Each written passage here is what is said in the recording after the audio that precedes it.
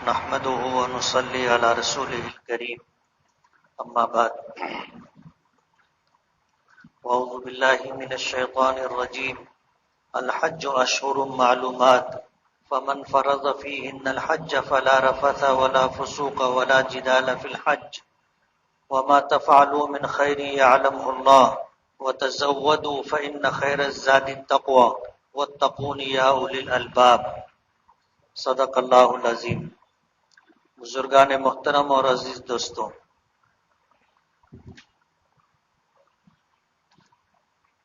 حج کے تعلق سے کل تمہیدی بات کی تھی۔ کل میں نے ایک حدیث پڑھی تھی کہ ہمارے آقا جناب رسول اللہ صلی اللہ علیہ وسلم نے یہ بات ارشاد فرمائی ہے کہ اسلام کی بنیاد 5 چیزوں پر ہے۔ ایک تو اللہ کی وحدانیت اور سرکار دو عالم صلی اللہ علیہ وسلم کی رسالت کی گواہی دینا، شہادت اللہ الہ الا اللہ وان محمد رسول اللہ۔ دوسری بنیاد ہے نماز قائم کرنا، تیسری بنیاد ہے رمضان کے روزے رکھنا، چوتھی بنیاد ہے زکوٰۃ دینا، اور 5ویں بنیاد ہے حج کرنا۔ نبی کریم صلی اللہ علیہ وسلم نے ایک حدیث میں ارشاد فرمایا کہ شہادت کی بنیاد حیثیت خیمے کے بیچ کے ستون کی ہے۔ خیمہ ہوتا ہے، آپ نے تشبیہ دی، خیمہ ہوتا ہے، بیچ میں ایک ستون ہوتا ہے جو خیمے کے کپڑے کو اٹھا کر کے رکھتا ہے، اور اس کے 4 کونے ہوتے ہیں، ایک ہے نماز، دوسرا روزہ، زکوٰۃ اور حج۔ یہ آپ نے فرمایا کہ اگر بیچ کی یہ لکڑی نہ ہو، یہ ستون نہ ہو تو خیمہ کھڑا ہی نہیں ہوگا، خیمہ کھڑا ہی نہیں ہو سکتا، جسے ایمان کہتے ہیں۔ ایمان کے بغیر نماز، روزہ، زکوٰۃ، حج کی کوئی حیثیت نہیں۔ ایمان ہے تو نماز کا حکم ہے، ایمان ہے تو روزہ رکھنے کا حکم ہے، ایمان ہے تو زکوٰۃ ادا کرنے اور حج ادا کرنے کا حکم ہے۔ اگر کوئی شخص ایمان ہی نہیں قبول کیا تو اس سے یہ مطالبہ نہیں ہوتا کہ تو نماز پڑھ، روزہ رکھ، زکوٰۃ دے، حج کر۔ یہ مطالبہ ان سے ہے جو ایمان قبول کرتے ہیں۔ صاحب ایمان ہو تو ان سے ان ساری چیزوں کا مطالبہ ہوتا ہے۔ تو ایمان کی حیثیت خیمے کے لیے ستون کی حیثیت ہے، اور بقیہ 4 گوشے، 4 احکامات ہیں۔ ان میں سے جو حصہ کم ہوگا اس طرف سے خیمہ گرا ہوا ہوگا۔ حضور نے اس مثال کے ذریعے سے یہ بات سمجھائی ہے۔ تو اسلام کی بنیاد ان 5 چیزوں پر ہے، ان میں سے ایک ہے حج۔ نماز کی فرضیت پہلے آ چکی تھی، روزے کی فرضیت آ چکی تھی، زکوٰۃ کی فرضیت آ چکی تھی، حج کی فرضیت سب سے اخیر میں آئی۔ کل میں نے اس بات کا تذکرہ کیا تھا کہ حج کی فرضیت سن 9 ہجری میں ہوئی، اور اللہ کے رسول صلی اللہ علیہ وسلم نے جو حج کا قافلہ ترتیب دیا تھا اس میں آپ خود تشریف نہیں لے گئے تھے۔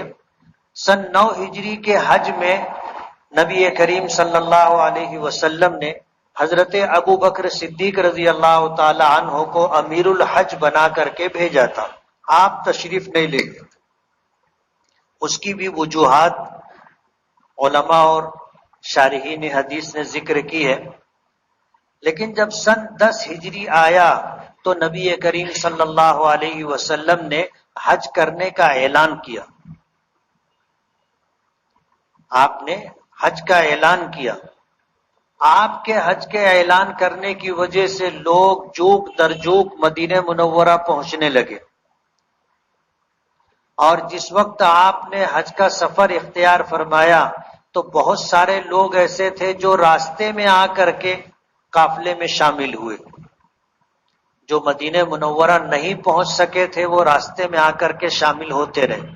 کچھ ایسے لوگ بھی تھے جو براہ راست اخیر وقت میں حج کے اعمال و افعال شروع ہو چکے تھے، تب جا کر کے وہ شامل ہوئے، میدان عرفات میں پہنچے۔ تو یہ کم و بیش 1,24,000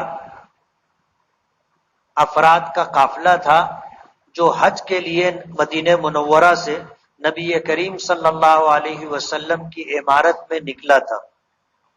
علماء نے لکھا ہے کہ کسی نبی کی قیادت میں، سیادت میں، عمارت میں اتنا بڑا قافلہ کبھی حج کے لیے نہیں نکلا،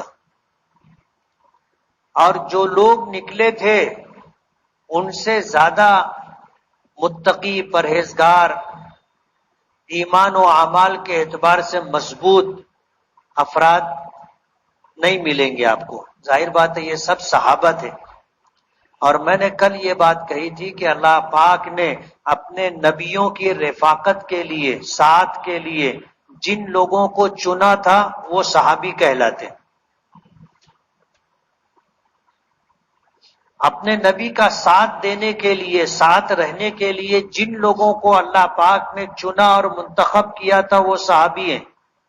اسی لیے حضور نے فرمایا کہ اللہ اللہ فی اصحابی لا تتخذوهم غرضا من بعدی فمن احبهم فبحبی احبهم ومن ابغضهم فببغضی ابغضهم۔ آپ نے فرمایا کہ میرے صحابہ کے معاملے میں اللہ سے ڈرنا، میرے صحابہ کے معاملے میں اللہ سے ڈرنا، میرے صحابہ کے معاملے میں اللہ سے ڈرنا، 3 مرتبہ آپ نے یہ بات ارشاد فرمائی۔ اور پھر آپ نے یہ فرمایا کہ جو ان سے محبت کرے گا اس کو مجھ سے محبت ہے، اس لیے وہ میرے صحابہ سے محبت کرے گا، اور جو ان سے بغض رکھے گا اس کو مجھ سے بغض ہے، اس لیے وہ میرے صحابہ سے بغض رکھے گا۔ ایک معیار اور پیمانہ دیا۔ ظاہر بات ہے اتنا بڑا قافلہ، اتنی بڑی تعداد میں ایسے پاکیزہ لوگوں پر مشتمل، نہ آپ کے بعد آج تک ایسا قافلہ بنا اور نہ قیامت تک بنے گا۔ اللہ کے رسول صلی اللہ علیہ وسلم نے حج کا باقاعدہ اعلان کیا تھا، اور آپ کا حج کیسا تھا، آپ نے حج کے اعمال و افعال کیسے ادا کیے، پوری تفصیل حدیثوں میں ملتی ہے کہ اللہ کے رسول صلی اللہ علیہ وسلم مدینہ منورہ سے نکلے تو کب نکلے، کس دن نکلے، اور پھر جب آپ بیر علی ذوالحلیفہ پر پہنچے تو کب پہنچے، اور کب تک کتنی دیر آپ نے قیام فرمایا، پوری تفصیل حدیثوں میں ملتی ہے۔ 5 دن کی حج کی کلاس میں ان تفصیلات کا ذکر کرنا بہت مشکل ہے، اس لیے تفصیلی حج کلاس غربیت کی مسجد میں چلتی ہے، وہاں آپ یہ بات سن لیں گے۔ حج کے لفظی معنی آتے ہیں ارادہ کرنے کے۔ آدمی کسی چیز کا ارادہ کرے اس کو کہتے ہیں حج، یہ لفظی معنی ہے۔ اصطلاح شریعت کے اندر یہ لفظ اس عبادت کے لیے مخصوص ہے جو عبادت نبی کریم صلی اللہ علیہ وسلم نے حج کے فرض ہونے کے بعد منا، مزدلفہ، عرفات، مکہ مکرمہ، مسجد حرام میں ادا کی۔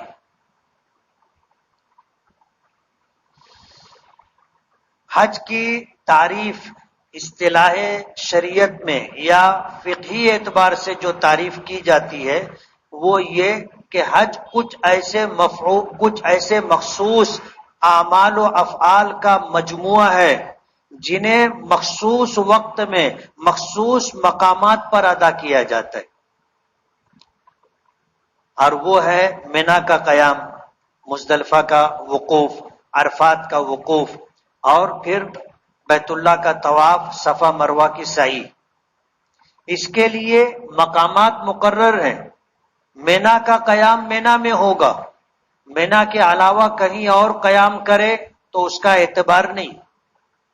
عرفات کا وقوف میدان عرفات میں ہوگا، میدان عرفات چھوڑ کر کے اگر کوئی وقوف کرتا ہے تو اس کا اعتبار نہیں.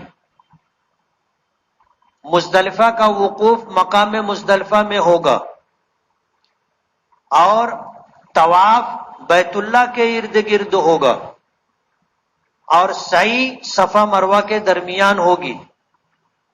اور حج کے لیے دن بھی مقرر ہے کہ ذی الحجہ کی 8 تاریخ، 9 تاریخ، 10 تاریخ، 11 تاریخ اور 12 تاریخ، یہ حج کے 5 دن ہیں. اب ان 5 دنوں کو چھوڑ کر کے کوئی اگر مینا میں قیام کرے تو اس کا اعتبار نہیں. ان 5 دنوں کو چھوڑ کر کے عرفات مزدلفہ کا وقوف کرے اس کا اعتبار نہیں. حج کے ارادے سے کوئی بیت اللہ کا طواف کرے، طواف زیارت کے لیے جو ایام مقرر ہیں، جو دن مقرر ہیں، تو وہ حج کا طواف نہیں کہلائے گا. حج کی سعی کے لیے جو دن مقرر ہیں، اگر وہ دن چھوڑ کر کے کوئی صفا مروہ کے درمیان حج کی سعی کی نیت کرتا ہے تو وہ اس کا اعتبار نہیں. تو وقت بھی مقرر ہے اور جگہ بھی مقرر ہے. حج کے لیے 5 دن ہیں، ذی الحجہ کی 8، 9، 10، 11، 12 تاریخ. اور پھر ان میں جو اعمال ہیں ان کی ادائیگی کے لیے مقام اور جگہ متعین ہے کہ تم کو اس جگہ پر ہی یہ کام کرنا ہے تو ہی اس کا اعتبار ہے. تو حج کہتے ہیں کچھ ایسے مخصوص اعمال و افعال کے مجموعے کو جسے مقررہ وقت پر مقررہ مقام پر ادا کرنا ہے، یہ حج کہلاتا ہے. حج کی 3 قسمیں علماء نے بیان کی. ایک ہے حج افراد، اور ایک ہے حج تمتع، اور ایک ہے حج قران. حج کی یہ 3 قسمیں. ہمارے یہاں امام اعظم ابو حنیفہ رحمۃ اللہ علیہ کے نزدیک حج قران سب سے افضل ہے. حج قران سب سے افضل ہے. دیگر ائمہ میں سے کسی کے نزدیک حج افراد افضل ہے، کسی کے نزدیک حج تمتع افضل ہے. میں تفصیل میں نہیں جانا چاہوں گا. ہمارے نزدیک حج قران سب سے افضل ہے. حج افراد کہتے ہیں کہ آدمی جب اپنے مقام سے سفر کرے، جیسے ہم مالیگاؤں کے رہنے والے ہیں، ہم مالیگاؤں سے نکلے تو جب ہم جہاز میں بیٹھیں گے تو حج کا احرام باندھ کر کے بیٹھیں گے، عمرے کا احرام نہیں، صرف حج کا احرام باندھ کر کے بیٹھیں گے. اور میقات یا لملم سے پہلے ہم تلبیہ پڑھ لیں گے، حج کی نیت کر لیں گے، اور ہم مکہ مکرمہ جائیں گے. مکہ مکرمہ جانے کے بعد ہم ایک طواف کریں گے جسے طواف قدوم کہتے ہیں، اور طواف کر لینے کے بعد احرام کی حالت میں ہم حج کے آنے کا انتظار کریں گے. جب حج کے ایام آئیں گے تو اسی احرام پر ہم مینا جائیں گے. مینا کا قیام ہوگا 8 تاریخ کا دن، اور 8 تاریخ کے بعد آنے والی رات ہم مینا میں گزاریں گے. صبح ہوگی تو ہمیں وہاں سے میدان عرفات جانا ہے. عرفات جا کر کے ہم وہاں وقوف کریں گے، اور عرفات میں وقوف کا وقت 9 ذی الحجہ کی زوال سے شروع ہوتا ہے، اور دن مکمل ہونے کے بعد رات پوری صبح صادق تک کا وقت وقوف عرفات کا ہے.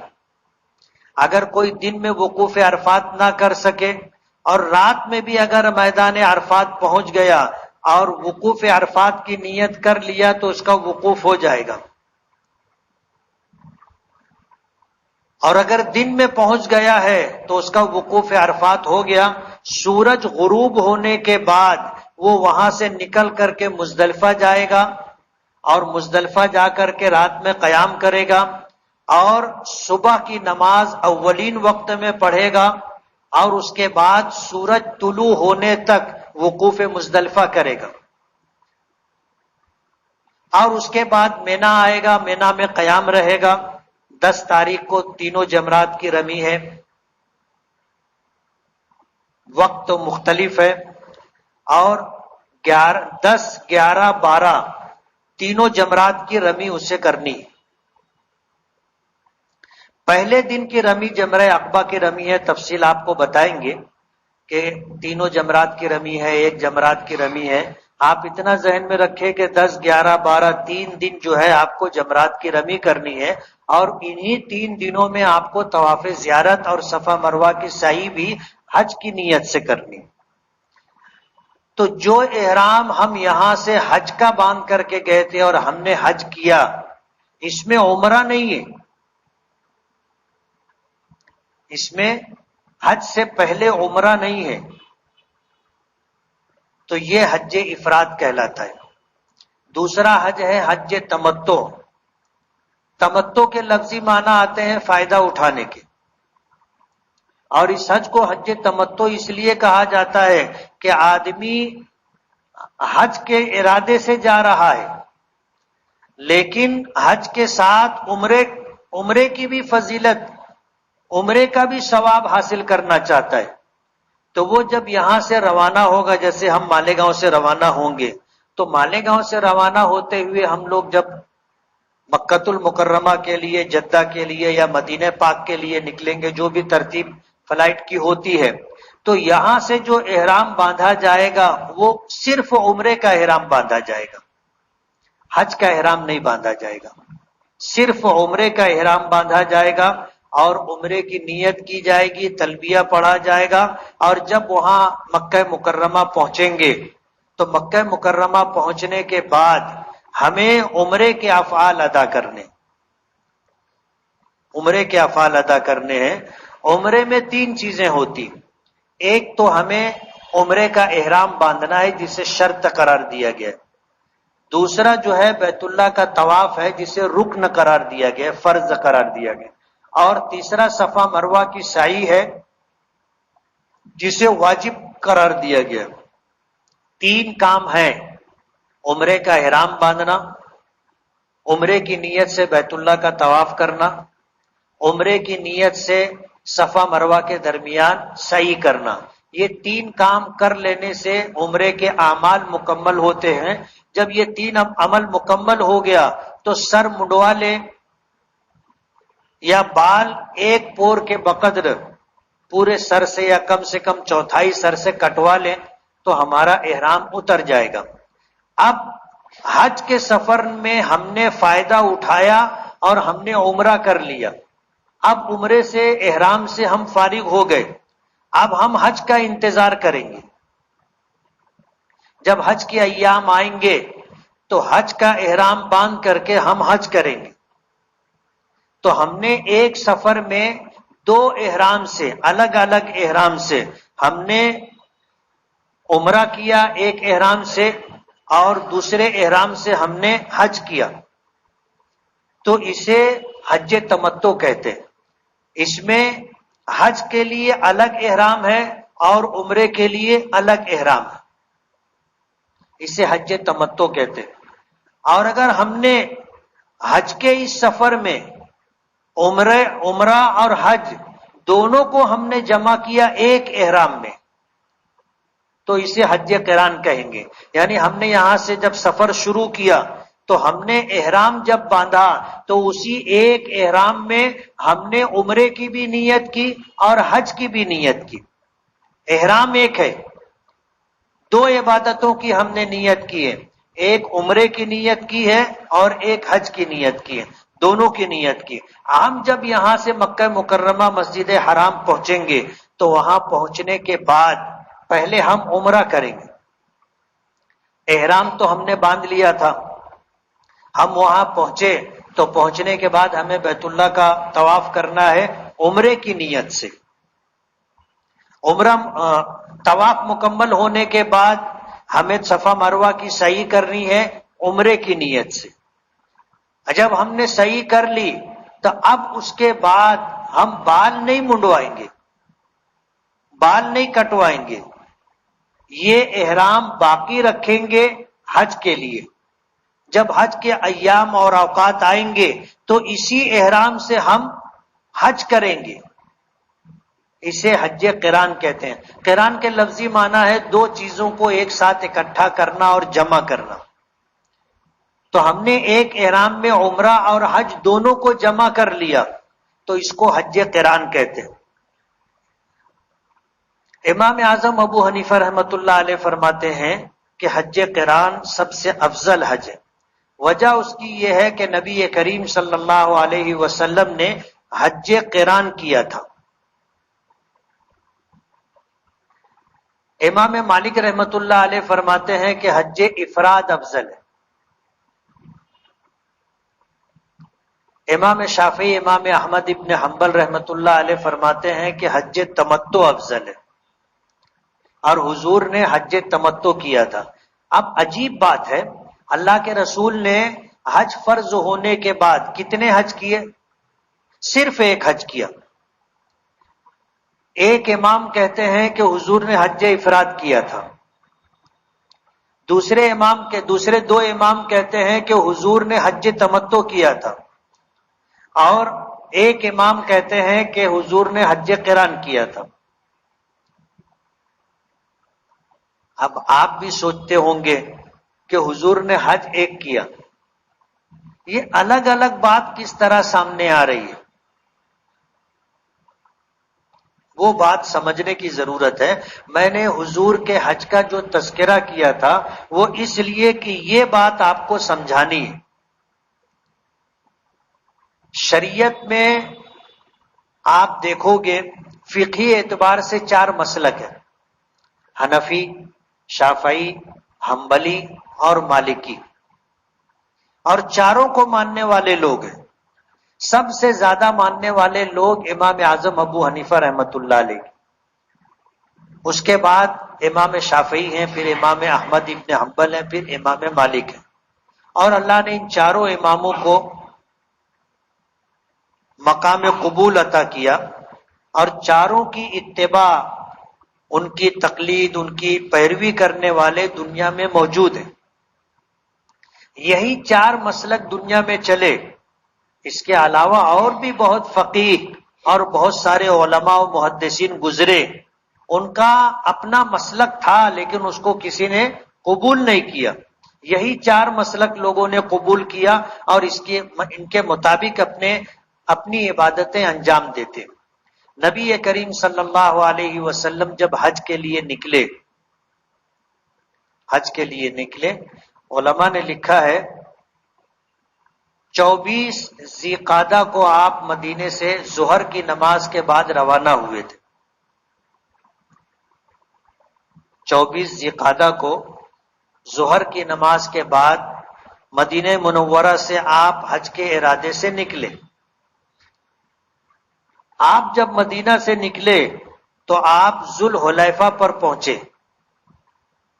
وہاں سے ذوالحلیفہ مدینے سے زیادہ دور نہیں ہے، آپ اگر بس سے جاؤ گے تو آدھا پون گھنٹہ لگتا ہے، آدھے پون گھنٹے میں آپ ذوالحلیفہ پہنچ جاؤ گے۔ یہ ایک میقات ہے۔ حج عمرے کے ارادے سے اگر کوئی شخص جاتا ہے تو میقات سے پہلے اس کو احرام باندھنا ضروری ہے۔ بغیر احرام باندھے میقات کراس نہیں کر سکتا۔ اگر بغیر احرام باندھے میقات کو اس نے کراس کیا تو اس کے اوپر دم واجب ہو جائے گا۔ اس لیے حج کرنا ہو یا عمرہ کرنا ہو تو میقات سے پہلے احرام کا ہونا ضروری ہے۔ اللہ کے رسول صلی اللہ علیہ وسلم آپ بغیر احرام باندھے مدینے سے نکلے تھے۔ ذوالحلیفہ پر آپ پہنچے، آپ نے وہاں عصر کی نماز پڑھی، مغرب کی نماز پڑھی، عشاء کی نماز پڑھی، رات آپ نے قیام کیا، اور اس رات میں تمام بیویوں سے آپ نے خصوصی ملاقات کی، جو احرام سے پہلے کر لینا چاہیے۔ وجہ اس کی یہ ہے کہ احرام کی پابندیوں میں یہ چیز بھی ہے کہ آدمی ہم بستری نہیں کر سکتا، اس کے بارے میں بات نہیں کر سکتا، اشارہ کنایا نہیں کر سکتا، اور ایسی نیت اور ارادہ بھی دل میں نہیں رکھے۔ اس لیے اس طرح کا کوئی خیال نہ آئے، وہ ضرورت آدمی پہلے پوری کر لے۔ اللہ کے رسول صلی اللہ علیہ وسلم نے ذوالحلیفہ میں رات میں قیام فرمایا تھا، تمام بیویوں سے ملاقات کی تھی۔ فجر کی نماز سے پہلے آپ نے غسل فرمایا، فجر کی نماز پڑھی اور آپ نے احرام باندھا۔ جب آپ نے احرام باندھا تو آپ نے حج کی نیت کی۔ کیا نیت کی؟ ذرا بولو آپ لوگ۔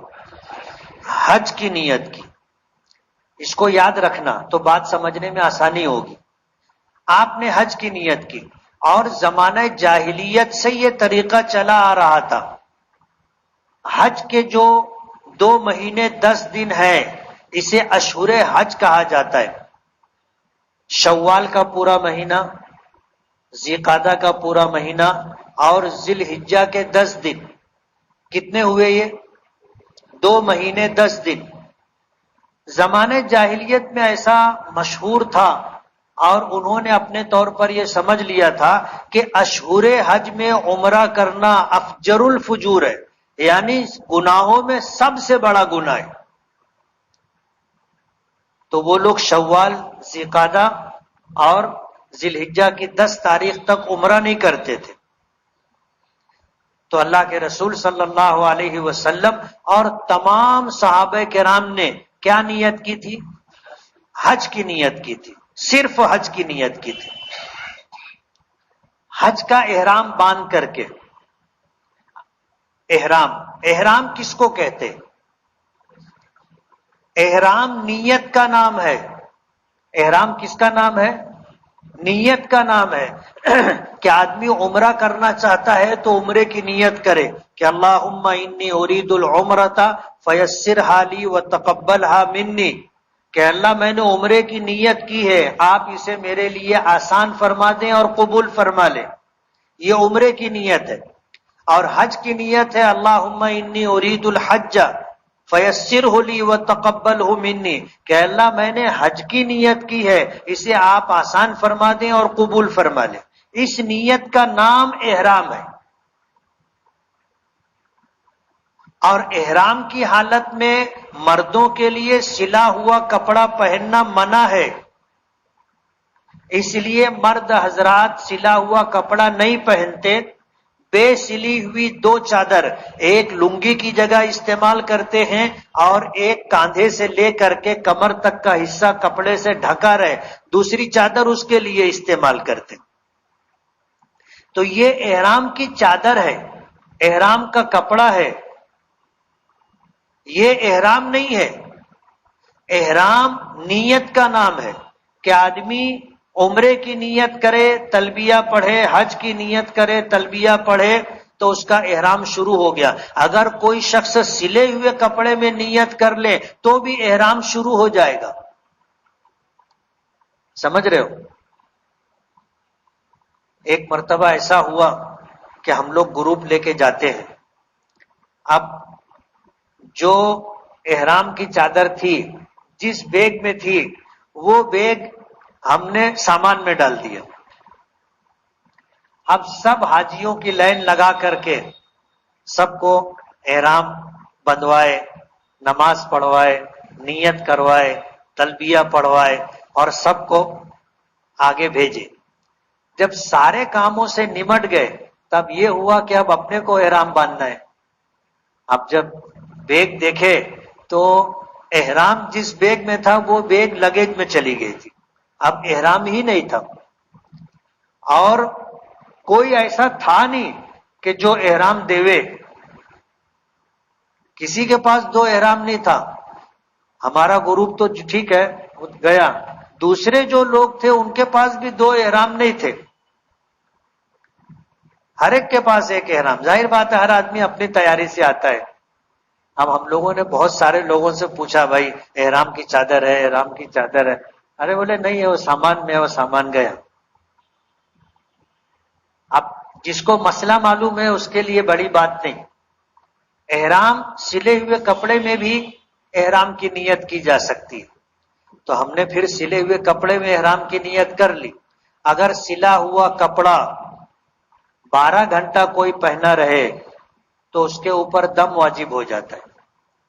और एहराम का कपड़ा, ये सिला हुआ कपड़ा एहराम की हालत में इससे कम अगर पहना है तो उसके ऊपर सदका वाजिब है।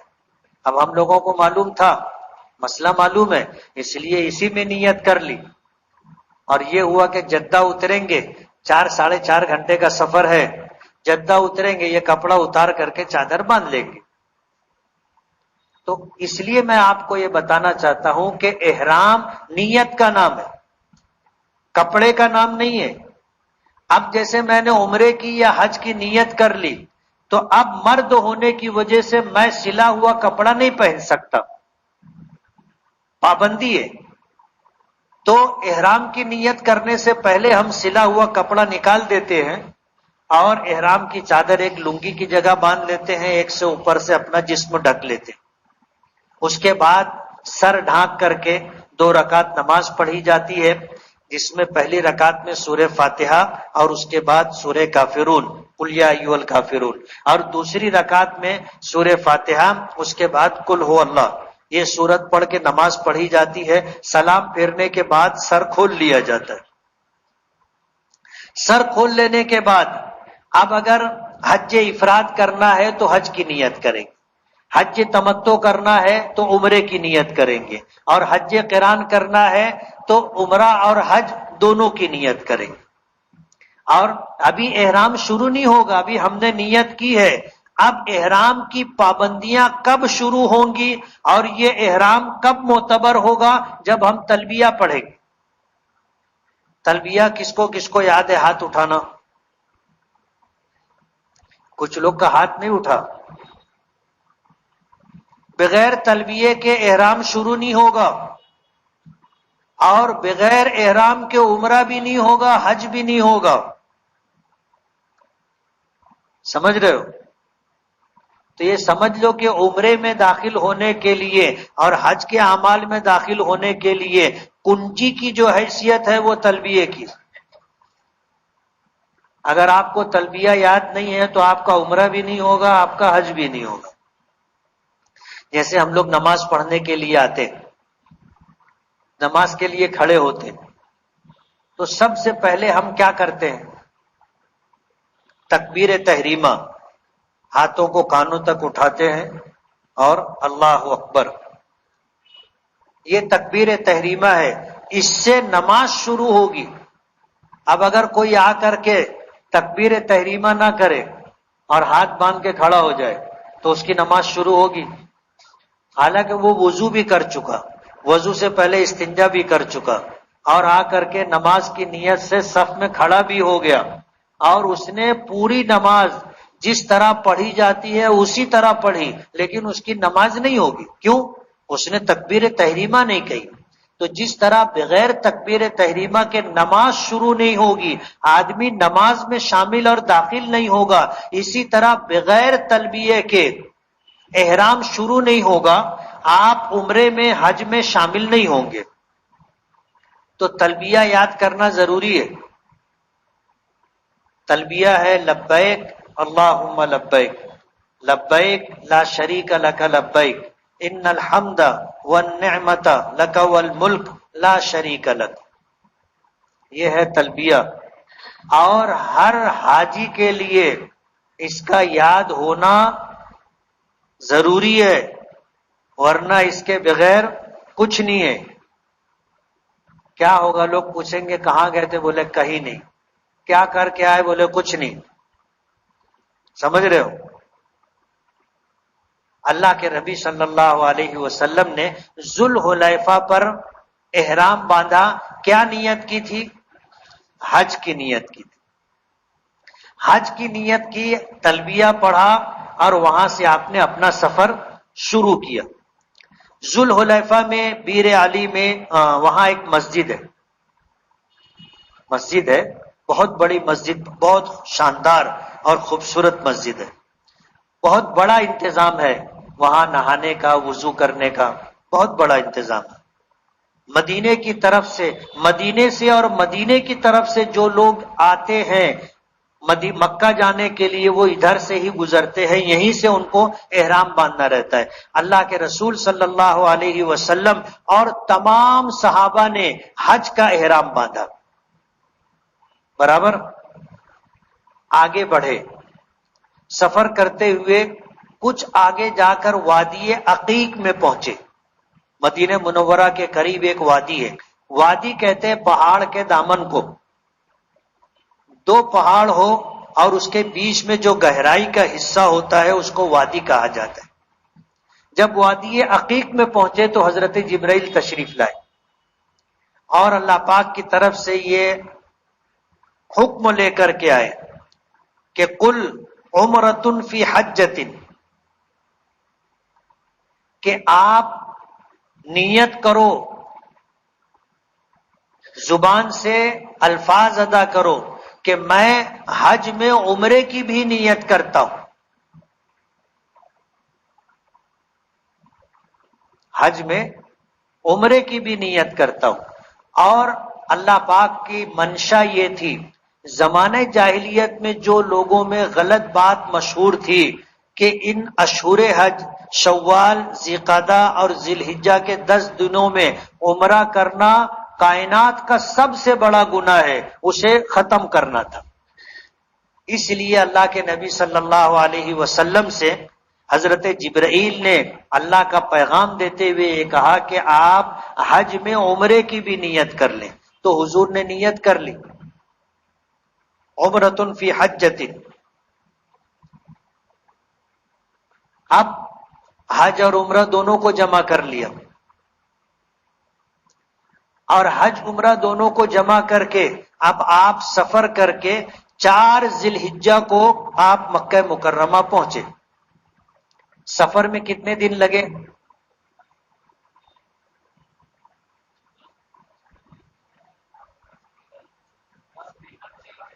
آپ لوگ توجہ سے نہیں سن رہے، میں بہت سمیٹ کر کے بات کرنا چاہتا ہوں تاکہ آپ کو یاد رہے۔ میرا ایک ایک جملہ آپ یاد رکھو۔ میں نے کہا تھا کہ اللہ کے رسول نے مدینے سے حج کا سفر کب شروع کیا تھا؟ 24 ذیقعدہ کو، ظہر کی نماز کے بعد۔ تب جب 24 کو نکلے اور 4 ذی الحجہ کو آپ پہنچے تو آپ سمجھ لو کہ 10 دن لگے یا 11 دن لگے۔ مدینہ منورہ سے مکہ مکرمہ اتنے فاصلے پر ہے کہ اس زمانے میں جو سفر کی سہولت تھی، اونٹ کے ذریعے سفر، اس کے لیے 10 سے 12 دن لگتے تھے مدینے سے مکہ پہنچنے میں۔ 400 کلومیٹر ہے، اور اس کے لیے 10 سے 11 دن لگے تھے۔ جب اللہ کے رسول صلی اللہ علیہ وسلم مکہ مکرمہ پہنچے تو مکہ مکرمہ پہنچنے کے بعد نیا حکم آیا۔ حج افراد میں قربانی نہیں ہے، حج تمتع اور حج قران میں قربانی ہے، واجب ہے۔ حج تمتع میں یہ سہولت ہے کہ قربانی کا جانور آپ وہاں سے بھی خرید سکتے،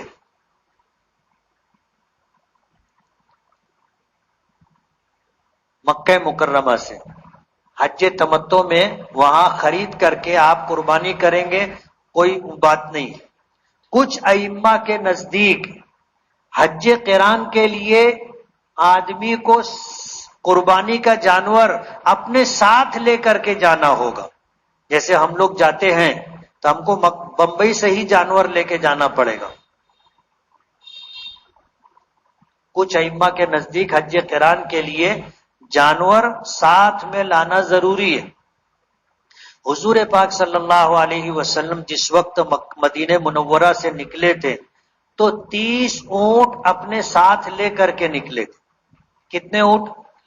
30 اونٹ۔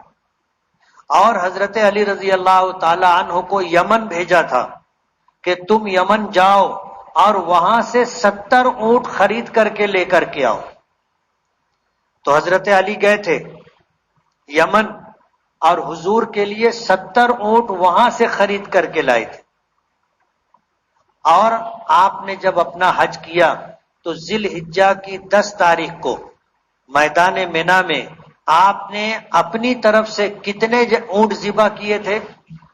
100 اونٹ ذبح کیے تھے. 30 اونٹ تو آپ مدینے سے ساتھ میں لے کر کے آئے تھے اور 70 اونٹ آپ نے یمن سے منگوائے تھے. تو حضور نے اپنے حج میں 100 اونٹوں کی قربانی دی تھی. اور ظاہر بات ہے بڑے جانور میں کتنے حصے ہوتے؟ 7 حصے ہوتے. ہم لوگ تو کیا ہے حج کرتے ایک بکری یا بکرا لیتے، وہ بھی مریل، سستا ڈھونڈتے. مارکیٹ میں 10 جگہ جائیں گے، اچھا جانور نہیں ڈھونڈتے، سستا جانور ڈھونڈتے. اور مالیگاؤں کے لوگوں کو میں نے دیکھا ہے، آپ مالیگاؤں کے ہو، میں آپ کو جان بوجھ کر کے بول رہا ہوں، مالیگاؤں کے لوگوں کو میں نے دیکھا ہے وہ 200 روپے کی بکری خریدتے، 200 ریال کی بکری خریدتے. اور وہ بکری ایسی رہتی کہ یہاں قربانی کے دنوں میں اگر اس کو بیچنے کے لیے نکلو گے تو قربانی کے لیے کوئی نہیں خریدے گا. مالیگاؤں کے حاجی لوگ حج کے لیے جاتے، پیسہ بچانے کے لیے وہاں پر ایسی مری بکری خریدتے، ایک حصہ، اور وہ بھی مریل بکری. یہیں اس کے اوپر بیٹھ جاؤ تو بکری بیٹھ جائے گی. پل سرات پہ کیا تم کو اپنے اوپر بیٹھا کر کے وہ پار کرے گی. حضور نے کتنے اونٹ قربان کیے تھے؟ 100. 100 میں کتنے حصے ہوتے؟ 100 اونٹوں میں 700 حصے. تمام ازواج مطہرات بھی آپ کے ساتھ تھی تو حضور نے ان کی طرف سے گائے ذبح کی تھی.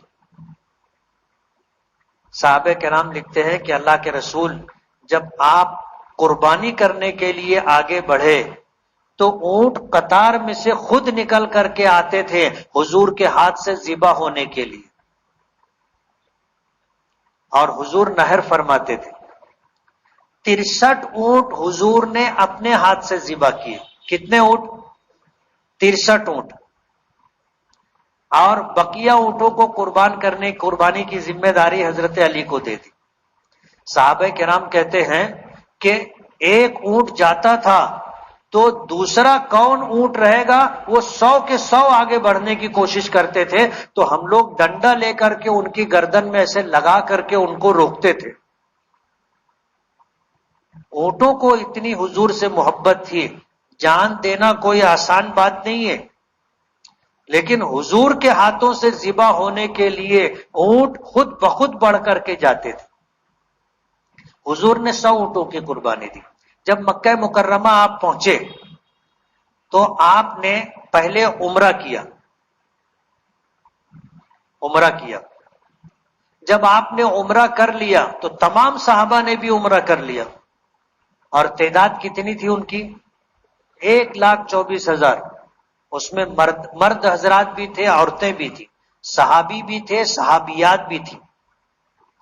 جب عمرے کے عمل سے فارغ ہو گئے تو نبی کریم صلی اللہ علیہ وسلم نے حضرت جبرائیل کے کہنے پر، جو اللہ پاک کی طرف سے حکم آیا تھا کہ یہ اعلان کر دو کہ جو لوگ قربانی کا جانور ساتھ میں لے کر کے نہیں آئے ہیں وہ اپنا سر منڈوا کر کے احرام اتار دیں. اب ظاہر بات ہے سب تو جانور قربانی کا ساتھ میں لے کر کے نہیں آئے تھے. حضور لائے تھے اور بھی کچھ لوگ لائے تھے. زیادہ بڑی تعداد ان لوگوں کی تھی جو قربانی کا جانور مدینے سے یا اپنے گھر سے نکلتے ہوئے ساتھ میں لے کر کے نہیں آئے تھے. ایسے لوگوں کو حضور نے فرمایا کہ جن کے ساتھ قربانی کا جانور، ہدی کا جانور نہیں ہے، وہ عمرہ کر چکے ہیں، وہ اپنا سر منڈوا کر کے احرام اتار دیں. صحابہ کرام تذبذب میں تھے کہ یہ نیا حکم ہے. اللہ کے رسول صلی اللہ علیہ وسلم کے سامنے جب یہ بات آئی کہ زمانہ جاہلیت کی جو مشہور بات ہے کہ اشہور حج میں عمرہ کرنا سب سے بڑا گناہ ہے، اب ہم نے تو عمرہ کر لیا، اللہ کا حکم تھا، اب عمرہ کر لینے کے بعد نیا حکم آیا کہ جس کے ساتھ ہدی یعنی قربانی کا جانور نہیں ہے وہ اپنا سر منڈوا کر کے احرام اتار دے. تو صحابہ کرام تھوڑا سا سوچ بچار کر رہے تھے. تو حضور پاک صلی اللہ علیہ وسلم نے فرمایا لو استقبلت مستدبرت ما سقت الہدیہ. بخاری شریف میں حضور کے الفاظ ہیں. حضور نے فرمایا کہ اگر مجھے معلوم ہوتا، اگر مجھے پہلے سے معلوم ہوتا کہ آگے ایسا کوئی نیا حکم آنے والا ہے تو میں ہدی کا جانور مدینے سے ساتھ میں نہیں لاتا، آ کر کے عمرہ کرتا، سر منڈوا کر کے احرام اتار دیتا، اور پھر حج کے لیے حج کا وقت آتا تو احرام باندھ لیتا. لیکن یہ حکم آنے والا ہے مجھے نہیں معلوم تھا، اس لیے میں ہدی کا جانور لے کر کے آیا. میری مجبوری یہ ہے کہ جب تک یہ جانور ذبح نہیں ہوگا وہاں تک میں احرام نہیں اتار سکتا. ظاہر بات ہے ہم لوگوں کا احرام بھی کب اترے گا؟ جب ہم لوگ قیام منا، وقوف عرفات، وقوف مزدلفہ، 10 ذی الحجہ کو ہم جب آئیں گے، آ کر کے بڑے جمرات کی رمی کریں گے، رمی کے بعد جب ہم قربانی کریں گے تب جا کر کے سر منڈوائیں گے اور احرام اترے گا.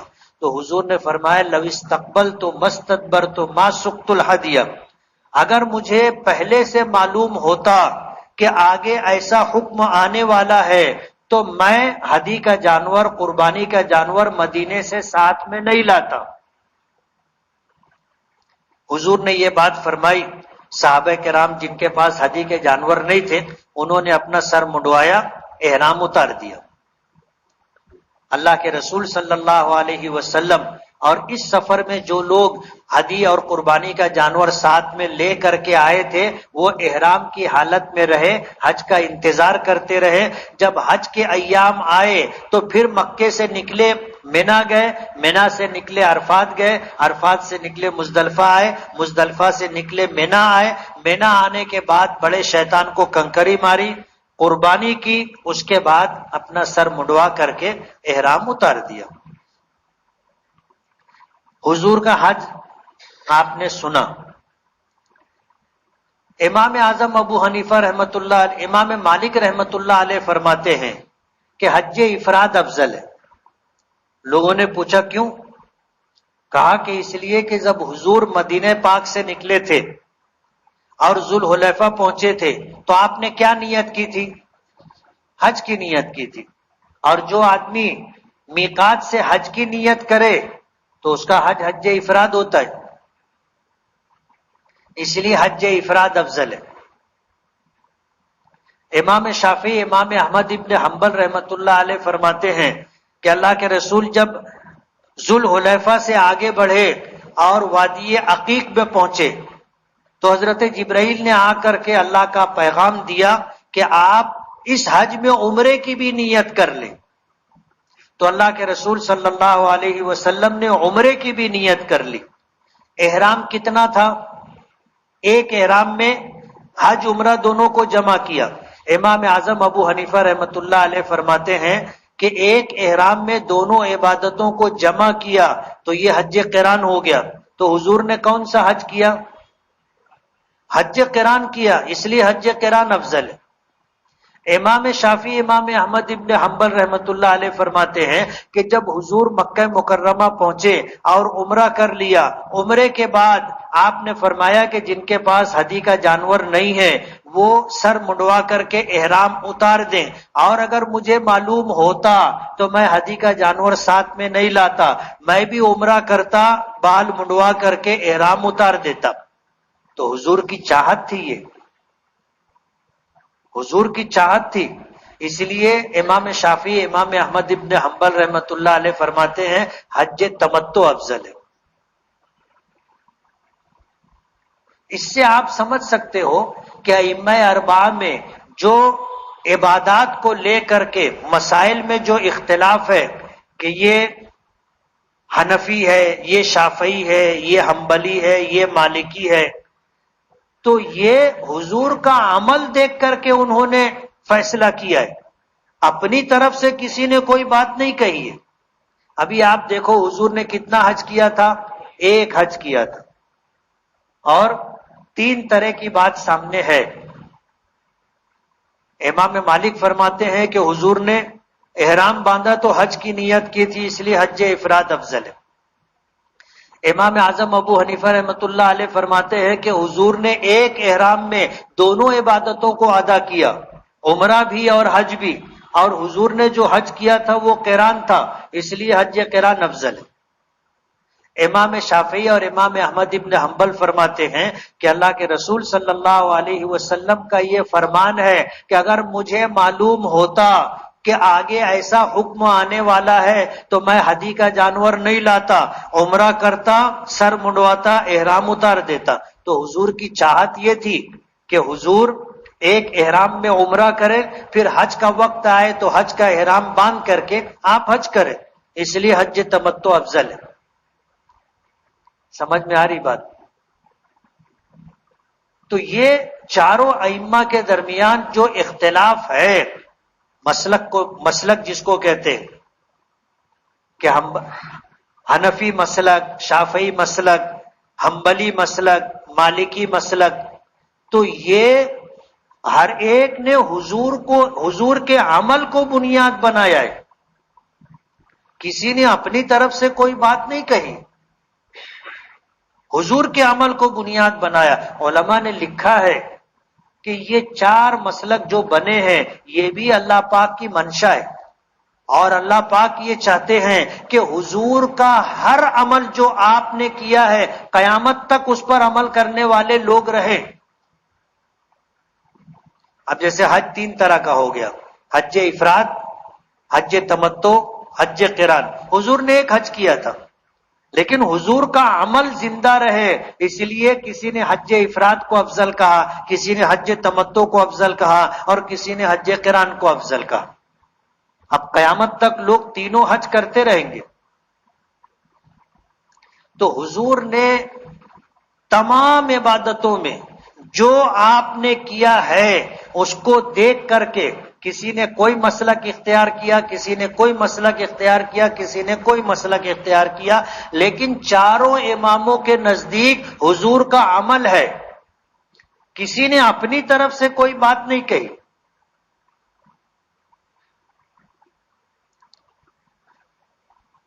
اب جن لوگوں نے حضور کے ساتھ حج کیا تھا اور ہدی کا جانور نہیں لائے تھے، انہوں نے عمرہ کر لیا، سر منڈوا کر کے احرام اتار دیا.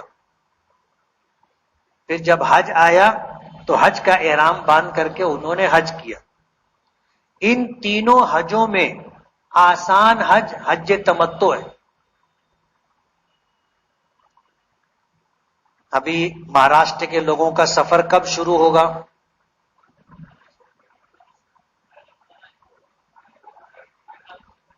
18 جون. وہاں سے حج میں کتنے دن باقی رہیں گے؟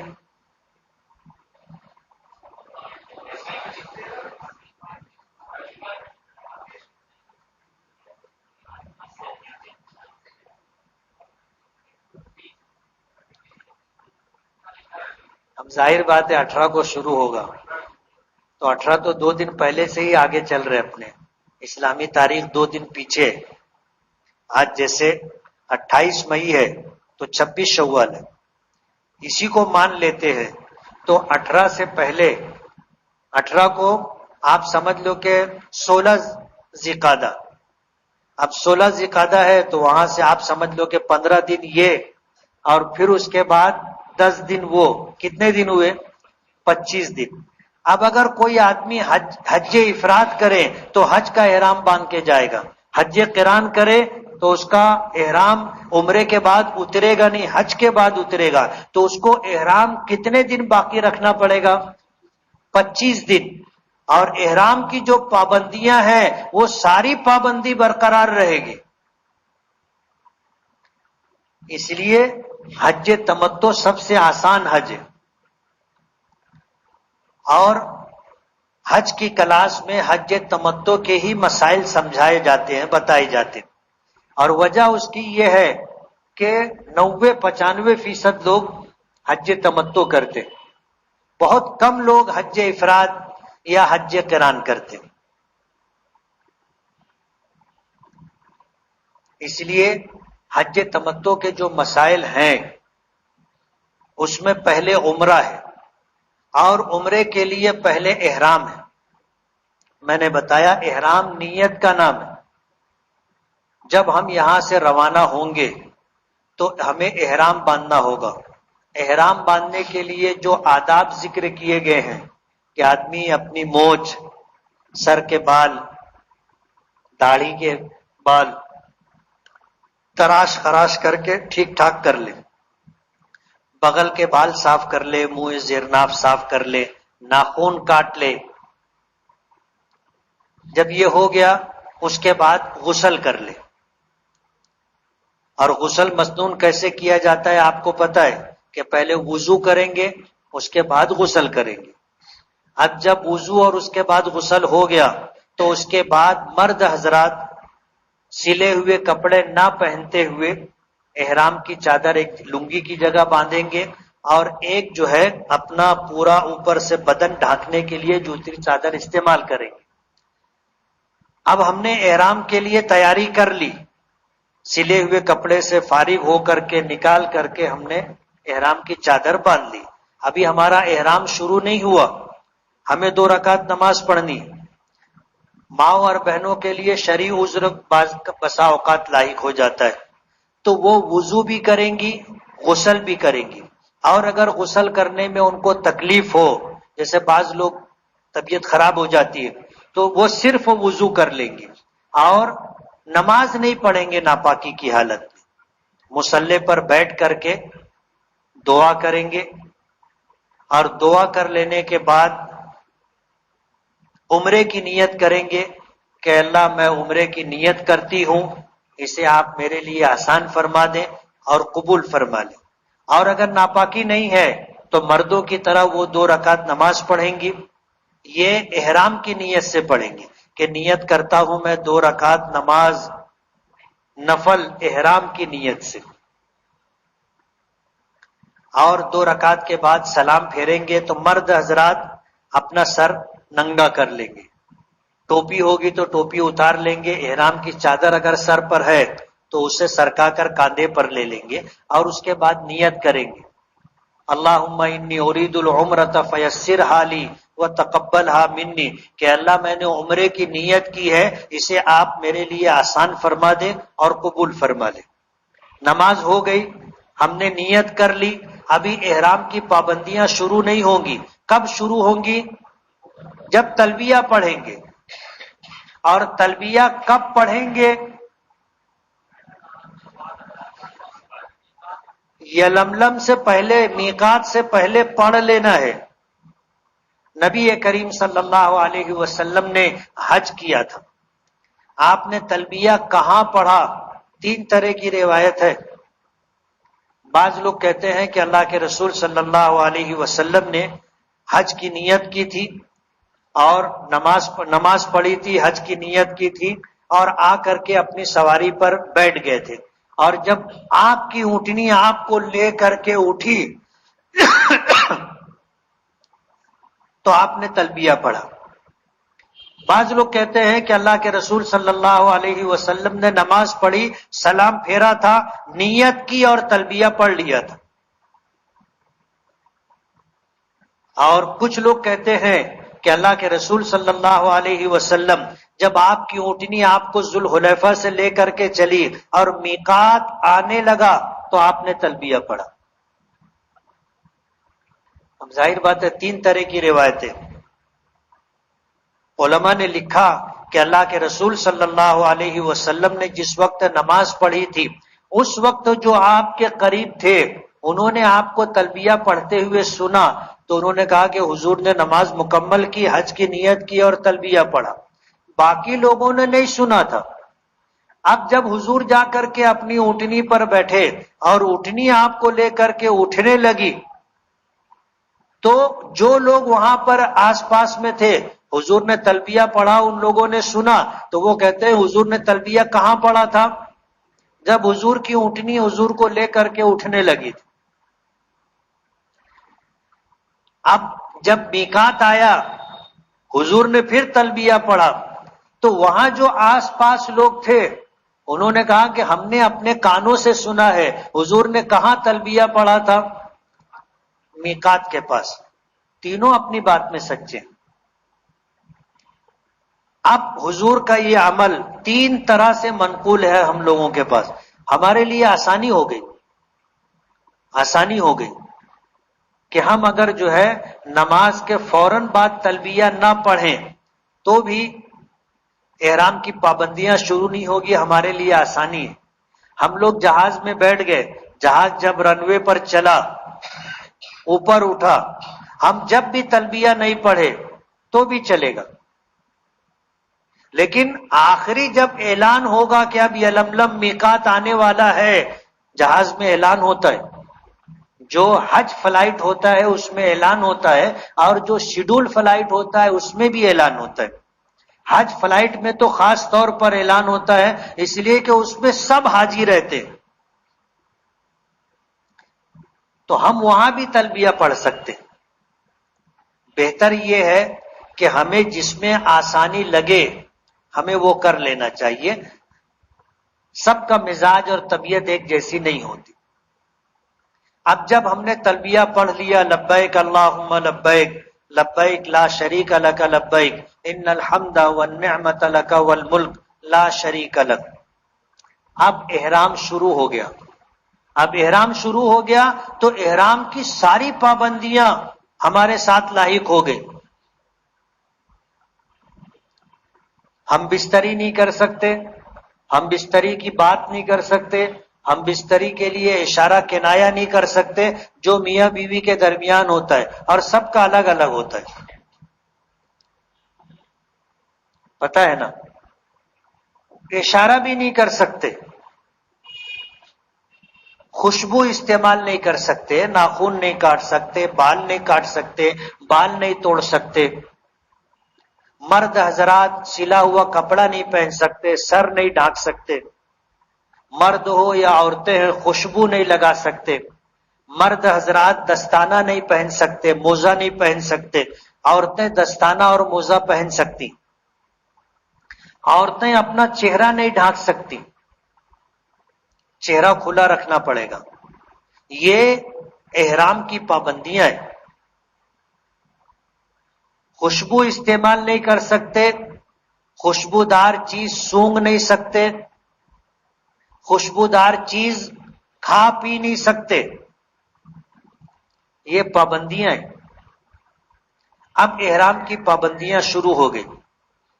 ہم لوگ جدہ پہنچے، جہاز سے اتر گئے، اب یہاں سے بس کا سفر رہے گا، اللہ سفر کو آسان کر دے۔ جدہ پہنچنے کے بعد کبھی بہت زیادہ وقت لگ جاتا ہے مکہ نکلنے کے لیے، کبھی جلدی بھی ہو جاتا ہے۔ جب بہت زیادہ ہجوم ہو جاتا ہے تو بسیں کم پڑ جاتی، تو 2 گھنٹہ 4 گھنٹہ 10 گھنٹہ 12 گھنٹہ 20 گھنٹہ 24 گھنٹہ ایئرپورٹ پر رکنا پڑتا ہے۔ اب وہ ہر ایک کے نصیب کی بات ہے، کسی کو فوراً بس مل جاتی اور کسی کو 24 گھنٹہ رکنا پڑتا۔ اب یہاں جب ہم لوگ بس سے نکلیں گے مکہ جانے کے لیے تو مکے میں داخل ہونے کے لیے غسل کرنا مسنون ہے۔ اللہ کے نبی صلی اللہ علیہ وسلم جب مکہ مکرمہ کے قریب پہنچے تو آپ مسجد ایک مقام ہے زی طوا پر پہنچے، جو مکے کے باہر میدانی علاقہ تھا، بستی نہیں تھی، وہاں آپ رک گئے تھے۔ وہاں ایک کنواں ہے، اس کنویں کے پانی سے آپ نے غسل کیا تھا۔ احرام کی حالت میں بدن سے میل کچیل دور کرنا احرام کی پابندیوں میں ہے، دور نہیں کر سکتے۔ سر سے جوں نہیں نکال سکتے، خدا نہ خواستہ کپڑوں میں جو ہوں تو وہ جو بھی نہیں نکال سکتے، پابندیوں میں یہ چیزیں۔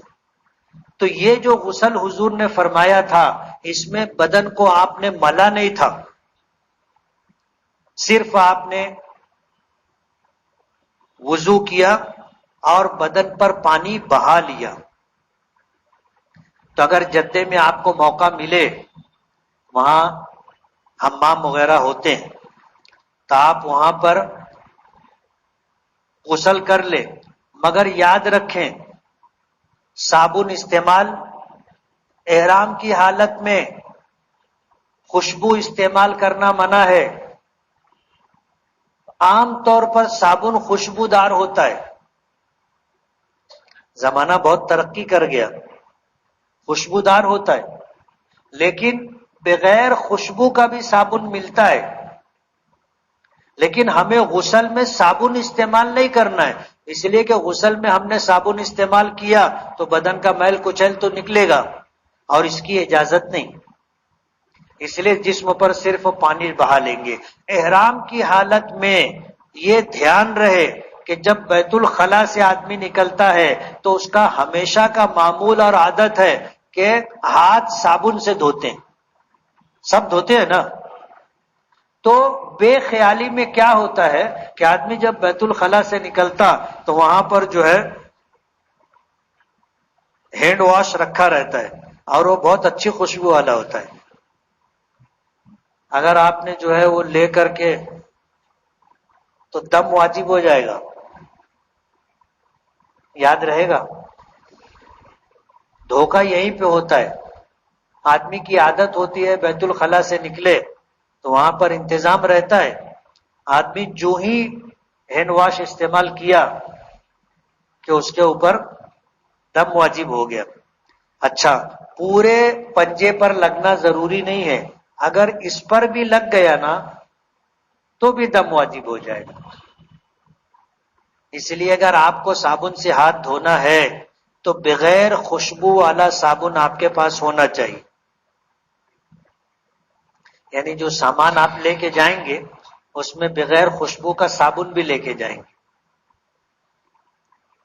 تو جدہ میں آپ غسل کر لیں، جسم پر پانی بہا لیں، اس نیت سے کہ مکہ مکرمہ میں داخل ہونے کے لیے غسل کرنا مسنون ہے، اللہ کے نبی صلی اللہ علیہ وسلم نے غسل فرمایا تھا۔ اب جب ہم وہاں پہنچ جائیں گے تو پہنچ جانے کے بعد عجلت میں کوئی کام نہ کرے، ذوق اور شوق اپنی جگہ، لیکن عجلت میں کوئی کام نہ کرے۔ آپ جب جائیں، ابا صاحب کو لے کر جو ہے جائے گی، ایک مقام پر رکے گی، آپ کے پاسپورٹ وغیرہ کی پوری چیکنگ ہوگی، پاسپورٹ جمع کر لیا جائے گا، پھر ایک آدمی آپ کے ساتھ آئے گا، اس کے پاس سارے پاسپورٹ ہوں گے، اور پھر وہ آپ کے ساتھ بس میں چلے گا، معلم کے آفس پر پہنچے گا، وہ سارے پاسپورٹ وہ معلم کے سپرد کرے گا، اس پاسپورٹ کے بدلے میں آپ کو ہاتھ میں پہننے کے لیے کڑا دیا جائے گا، آپ کو معلم کا کارڈ دیا جائے گا، آپ کو جس بلڈنگ میں رکنا ہے اس بلڈنگ کا کارڈ آپ کو دیا جائے گا، اور پھر آپ کو وہ بلڈنگ پر لے جائیں گے، آپ بس سے اپنا سامان اتاریں، آپ کو جو کمرہ دیا گیا ہے اس کمرے میں جا کر کے اپنے لیے جو پلنگ آپ کو لینا ہے، آپ پلنگ کے اوپر سامان رکھ کر کے اپنا تابا لے لے کہ یہ پلنگ میری۔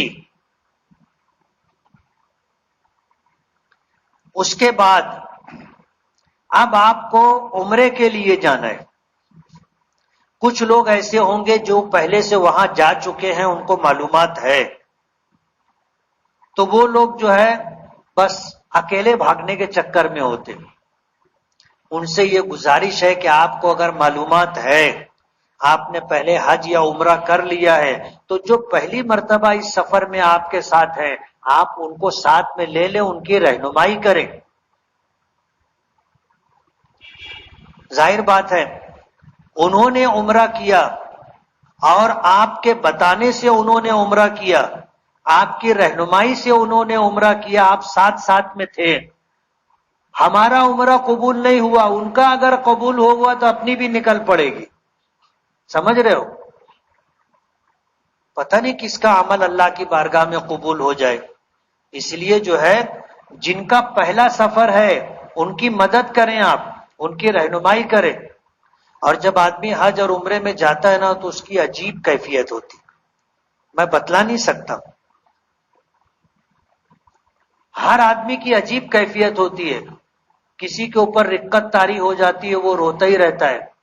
کچھ لوگ دم بخود رہتے ہیں، بولتے ہیں نا سٹ پٹا گیا آدمی، ایک دم دم بخود رہتا ہے کہ وہ سوچتا ہے کہ یار میں اتنا گنہگار اور اتنی پاک زرزمین پر آ گیا، تو اس کی نا بولتی بند ہو جاتی ہے.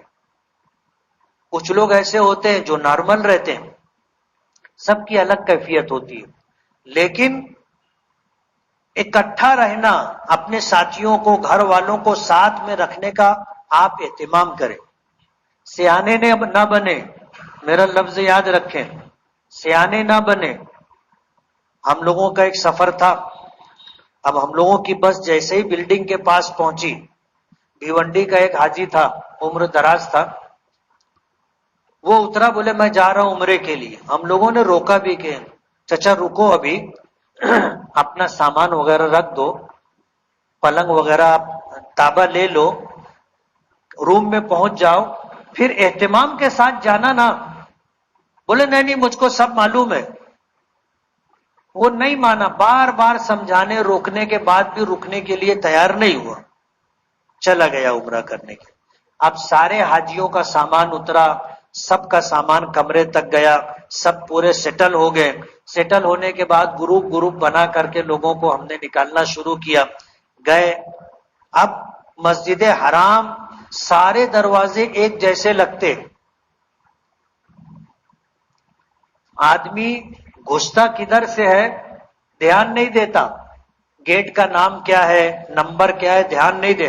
عجیب کیفیت ہوتی ہے، ان چیزوں پر آدمی کا دھیان جاتا نہیں ہے.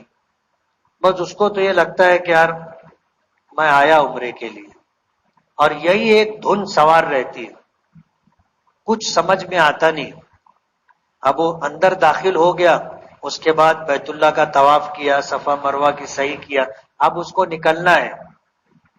اب ظاہر بات ہے جس دروازے سے آیا ہے اسی دروازے سے نکلے گا تو اس کو لگے گا کہ ہاں یہی راستہ روڈ ہے، اور یہ روڈ پہ اپنے آگے جائیں گے، ایسے گھومیں گے تو اپنی بلڈنگ آ جائے گی. اب اگر بجائے اس گیٹ کے نکلنے کے ادھر سے نکلا تو بس وہ بلڈنگ پہ نہیں پہنچ پاتا. اچھے سیانے لوگ نہیں پہنچ پاتے. مالیگاؤں میں نہال صاحب گزرے، پتہ ہے نا آپ لوگوں کو کیسے تھے وہ. مالیگاؤں میں سب سے زیادہ حج پر گئے تھے، ان کے ساتھ بھی ایسے ہی ہو گیا تھا کہ مسجد حرام میں گئے، عمرہ کر کے نکلے، تب وہ بلڈنگ ہی ڈھونڈ رہے تھے، جا رہے آ رہے، جا رہے آ رہے، جا رہے آ رہے. تو مالیگاؤں کے کچھ لوگ ملے، بولے صاحب، بولے یار بلڈنگ یہی نہیں مل رہی ہے.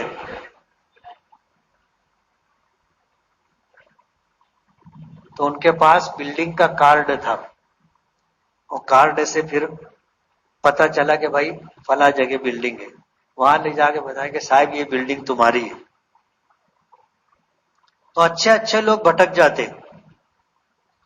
اس لیے جانکار لوگوں کے ساتھ جاؤ گے تو آسانی رہے گی، آدمی بھٹکے گا نہیں.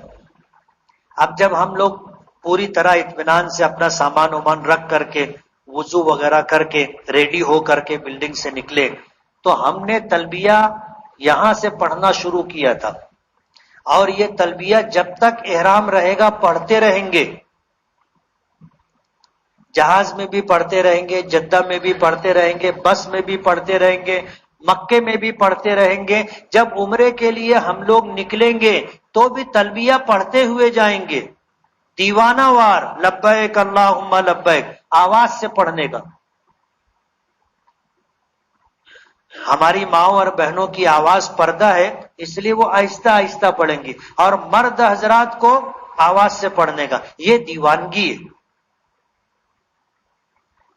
حج کا سفر عاشقانہ سفر ہے، اس لیے جو ہے دیوانوں کی طرح آدمی یہ سفر کرتا ہے.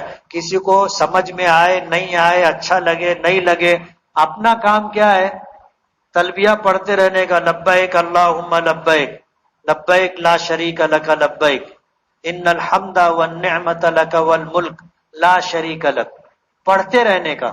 حضور نے فرمایا بہترین حج اور عمرہ بہترین حج وہ ہے جس میں زیادہ سے زیادہ تلبیہ پڑھا جائے اور زیادہ سے زیادہ قربانی کی جائے.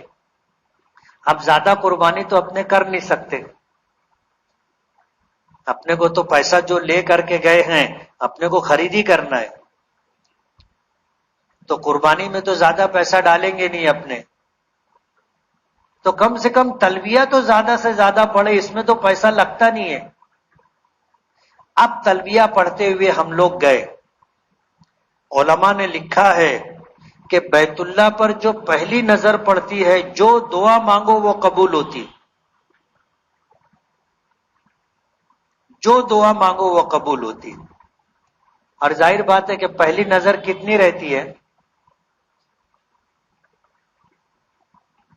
اس لیے اب جب ہم مسجد حرام میں داخل ہوں گے سامنے بیت اللہ نظر آئے گا.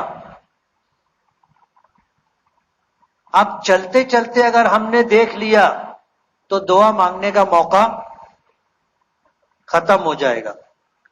اس لیے اپنی نظر جھکا کر کے رکھیں. مسجد میں داخل ہوں دعا پڑھے، بسم اللہ والصلاۃ والسلام علی رسول اللہ، اللہم اغفر لی ذنوبی وافتح لی ابواب رحمتک. مسجد میں داخل ہوں تلبیہ پڑھتے رہیں، نظر نیچے رکھیں. ذرا سی ایسے اٹھاؤ گے بس سامنے بیت اللہ دکھ جائے گا، اس لیے نظر نیچے رکھ کر کے آپ چلتے رہیں تلبیہ پڑھتے ہوئے. جب آپ چھت والے حصے سے نکل کر کے مطاف میں آ جائیں گے، جو کھلا ہوا حصہ ہے، وہاں آنے کے بعد جو آنے جانے کا راستہ ہے اس سے ہٹ کر کے، ادھر ادھر ہٹ کر کے آپ رکیں اور تھوڑا سا ماحول بنائیں، ماحول بنائیں، دعا کرنا شروع کرے.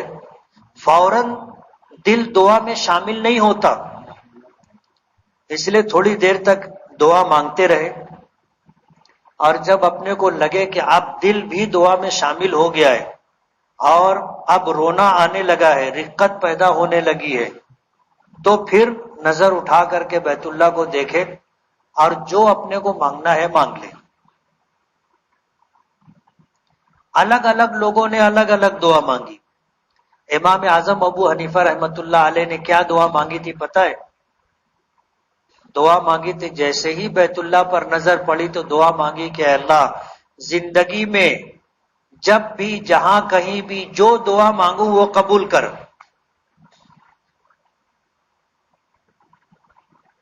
یعنی ساری زندگی کی دعا کی قبولیت مانگی تھی. اب ظاہر بات ہے ہم نے دیکھا اور مانگا کہ اللہ میری مغفرت کر دے، پلک جھپک گئی، کام ختم ہو گیا. دعا مانگے اللہ ایک سائزنگ ایک اور ہو جائے. مانگتے ہیں لوگ ہیں.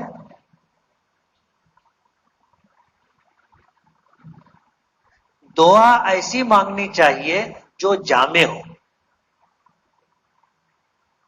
دنیا اور آخرت کی کامیابی، دنیا اور آخرت کی فلاح صلاح ہو، ایسی دعا مانگنا چاہیے. آپ بزرگوں کی دعائیں دیکھو انہوں نے کیسی دعائیں مانگی، اس میں سے دعا چن لیں آپ کو کون سی دعا مانگنی. جیسے ہی بیت اللہ پہ پہلی نظر پڑے وہ دعا مانگنے کا. اب امام اعظم ابو حنیفہ رحمۃ اللہ علیہ نے کتنی شاندار دعا مانگی کہ اللہ زندگی میں جب کبھی جہاں کہیں جو دعا مانگوں وہ قبول کرنا. اب ظاہر بات ہے وہ اپنے گھر بھی آ کے مانگیں گے تو قبول ہوگی. دعا کر لے. دعا کر لینے کے بعد اب ہم کو عمرے کا احرام تو باندھ چکے تھے، ایک عمل ہو چکا تھا. دوسرا عمل ہمیں کرنا ہے بیت اللہ کا طواف، تو اس کے لیے ہمیں اجتباء کرنا ہے. کچھ کام کرنے ہیں وہ آپ کو میں بتا دوں. جہاں سے حجر اسود کے سامنے سے طواف شروع ہوگا اس سے پہلے ہم کو 3 کام کرنا ہے. ایک کام تو یہ کہ تلبیہ بند، جو تلبیہ لبیک ہم پڑھتے ہوئے آئے تھے وہ بند. دوسرا ہم کو اجتباء کرنا ہے، سیدھے کاندھے کی چادر سرکا کر کے بغل میں سے لے کر کے بائیں کاندھے پر ڈال لینا ہے. بعض لوگ بمبئی سے اجتباء کر لیتے ہیں، جبکہ اجتباء کا یہ عمل طواف کے ساتھ مخصوص ہے. اس لیے اس سے پہلے استباء نہیں کرنا ہے. استباء کب کرنا ہے؟ جب طواف شروع کرنا ہے. پہلا کام تلبیہ بند، دوسرا استباء، اور تیسرا نیت کہ اللہ میں عمرے کے لیے تیرے گھر کے طواف کی نیت کرتا ہوں 7 چکر کی، تو اسے میرے لیے آسان فرما دے اور قبول فرما لے. تو طواف شروع کرنے سے پہلے کتنے کام کرنے ہیں؟ 3 کام کرنا ہے. پہلا کام تلبیہ بند، دوسرا کام استباء سیدھا کاندھا کھولیں گے، تیسرا کام نیت کریں گے. اب 3 کام طواف شروع کرنے سے پہلے. اب جب ہم وہاں پر پہنچے، ہمیں طواف شروع کرنا ہے، تو پھر 3 کام کرنا ہے. پھر 3 کام کرنا ہے. حجر اسود کا استلام کرنا ہے. بوسہ نصیب والوں کو ملتا ہے. بوسے کا بدل اور ثواب میں اسی کے برابر استلام. اپنے ہاتھوں کو بیت اللہ حجر اسود کی طرف رخ کریں گے، ایک کام. دوسرا اپنا ہاتھ حجر اسود کے ایسے سامنے مقابل لائیں گے، اور اس کے بعد دعا پڑھیں گے. کیا پڑھیں گے؟ بسم اللہ اللہ اکبر وللہ الحمد. اور اس کے بعد ہاتھ کو بوسہ دیں گے، اور وہیں پر کھڑے کھڑے ایسے گھوم جائیں گے، بایاں ہاتھ بایاں کاندھا بیت اللہ کی طرف. اب یہاں سے ہم لوگ طواف شروع کریں گے. طواف کے کتنے چکر ہوتے؟ 7. کم تو نہیں رہتے نا؟ کتنے چکر ہیں؟ 7. 7 چکروں کا نام طواف ہے. ہم لوگ گئے گروپ لے کر کے بلڈنگ میں، ایک مرتبہ عشاء کے بعد طواف کرنے جانا تھا. گروپ بنا، اب کچھ نئے لوگ تھے تو ساتھ میں جانے کے لیے تیار ہوئے. ہم لوگ لفٹ سے نیچے آئے، ریسیپشن میں اور لوگ بھی تھے. مسئلہ مسائل چالو ہوا، میں رک گیا. ان لوگ کو بے چینی ہونے لگی، تو ان کو میں نے کہا تم لوگ آگے بڑھو، میں آتا ہوں. وہ لوگ گئے، مجھ کو جانے میں تھوڑی دیر ہو گئی. جب میں جانے لگا تو وہ لوگ واپس آ رہے تھے. ان کو بولے ہو گیا نا؟ بولے طواف ہو گیا؟ بولے ہاں. بولے کتنا طواف ہو؟ بولے 3 طواف ہو گیا. میں حیران ہو گیا، میں یار اتنے وقت میں تو 1 بھی نہیں ہوتا، ان لوگ کا 3 کیسے ہو گیا؟ تو میں ان سے پوچھا کہ میں نے 3 کیسے کیے؟ بولے وہ حجر اسود سے 1 چکر مارے 1 طواف، دوسرا چکر مارے 2 طواف، تیسرا چکر مارے 3 طواف. ارے میں نے 7 چکر کو 1 طواف بولتے، تم تو 1 ہی چکر کو 1 طواف بول رہے. چلو واپس. 7 چکر ہوتے. احرام کی حالت میں جب ہم عمرے کے لیے طواف کریں گے یا حج کے لیے طواف کریں گے تو پہلے 3 چکروں میں رمل ہے، یاد رہے گا. پہلے 3 چکر میں رمل. رمل کے معنی آتے ہیں چھوٹے چھوٹے قدم رکھنا، تیزی سے چلنے کی کوشش کرنا، اور اکڑ کر کے چلنا. سمجھ رہے ہو؟ اکڑ کر کے چلنا پہلوانوں کی طرح. زندگی میں کبھی آدمی چلا نہیں رہتا ہے. وہ بیوی ساتھ میں رہتی، جیسے وہ ایسے کرتا ہے، بولے ہی کیا کر رہے ہو.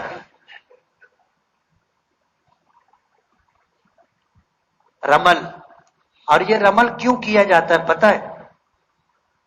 حضور ہجرت کر کے مدینہ چلے گئے. سن 6 ہجری میں جب آپ عمرے کے ارادے سے آئے، حدیبیہ کے مقام پر آپ کو روک دیا گیا اور آپ کو واپس جانا پڑا مدینہ. اور سن 6 ہجری میں آپ عمرے کے لیے آئے. جب آئے تو مکے کے لوگوں میں یہ بات مشہور ہو گئی تھی کہ مدینہ وباؤں والی زمین ہے، بلاؤں والی زمین ہے. یہ لوگ یہاں سے گئے سب پریشان ہیں، سب کو بخار نے دبلا پتلا کر دیا ہے، سب کمزور ہیں. اب ظاہر بات ہے مکے والے اور مدینے والوں کی تو ایسے تھی. تو جب طواف کے لیے حضور پہنچے تو حضرت جبرائیل آئے اور آ کر کے کہا کہ آس پاس کے پہاڑوں پر مکے کے لوگ بیٹھے ہیں، وہ آپ کو اور آپ کے صحابہ کو دیکھ رہے ہیں، ان کے دماغ میں یہ بات ہے کہ مدینے کے بخار نے ان لوگوں کو کمزور کر دیا ہے، تو ان کو اپنی جلادت، اپنی طاقت و قوت بتاؤ، پہلوانوں کی طرح اکڑ کر کے چلو۔ تو تمام صحابہ کرام نے پہلوانوں کی طرح چلنا شروع کیا۔ وہ جو بیٹھ کے دیکھ رہے تھے بولے یار کون بولتا ہے یہ بیمار لوگ، یہ تو سب مدینہ جانے کے بعد سب پہلوان ہو گئے۔ اب ظاہر بات ہے کوئی ہم کو تو وہاں ہمارا دشمن دیکھنے کے لیے بیٹھا نہیں ہے، لیکن اللہ تعالیٰ کو یہ ادا اتنی پسند آئی کہ ہر عمرہ کرنے والے اور حج کرنے والے کو جو طواف کرتے ہیں حج عمرے کا، اس میں پہلے 3 چکروں میں رمل ہے، اکڑ کر کے چلنا ہے۔ جب 3 چکر پورا ہوگا، پہلا چکر ہم نے رمل کے ساتھ کیا، آئے ہم حجر اسود کے پاس، پھر ہمیں استلام کرنا ہے، بسم اللہ اللہ اکبر وللہ الحمد، پھر وہیں سے گھوم کر کے ہم دوسرا چکر رمل کے ساتھ، تیسرا چکر رمل کے ساتھ۔ اب جب چوتھا چکر شروع ہوگا تو چوتھا، پانچواں، چھٹا، ساتواں، یہ 4 چکر بغیر رمل کے یاد رہیں گے۔ پہلے 3 چکروں میں رمل اور بعد کے 4 چکروں میں رمل نہیں ہے۔ اگر اپنے بھول گئے پہلے 3 چکروں میں یا 1 چکر میں یا 2 چکر میں رمل نہیں کر سکے تو چوتھے اور 5ویں میں نہیں کریں گے۔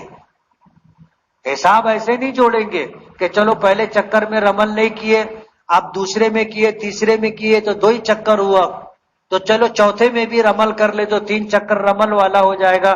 ایسا نہیں ہے، پہلے 3 چکروں میں رمل کریں گے، اگر کر لیے تو ٹھیک، نہیں کیے تو گیا۔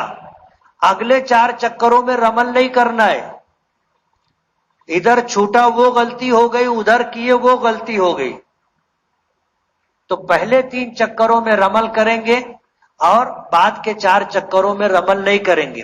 ہر چکر استلام سے شروع ہوتا ہے۔ 7 چکر شروع کرنے میں کتنے رمل ہوئے؟